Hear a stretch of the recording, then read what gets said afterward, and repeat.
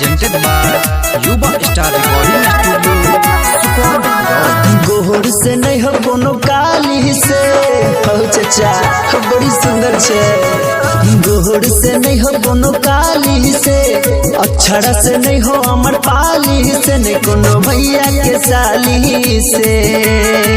दिल लाग गेल हमर हो गाँव वाली से, गाँव वाली से, गाँव वाली से।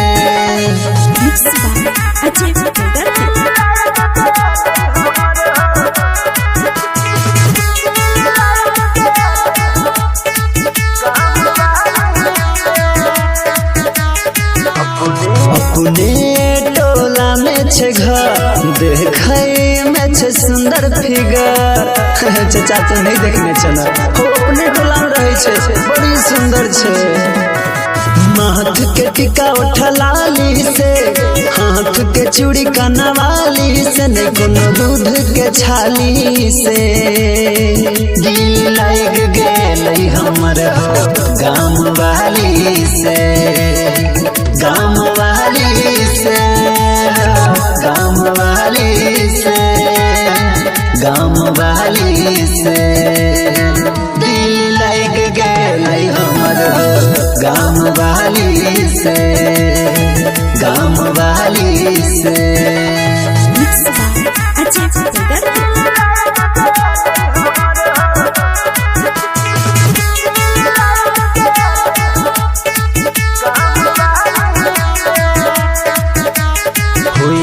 होई नहीं हमरा से इंतजार, को न करिए प्यार के इजहार। हो चचा हो कोनो उपाय लगावा में, केना प्यार के इजहार करिए हो। कृष्ण पे दर्द के गाली से, नहीं डर लगे मोहल्ला वाली से, नहीं कोनो मवाली से। दिल लाग गेल हमर हो गाँव वाली से, गाँव वाली से, गाँव वाली से, गाँव वाली से।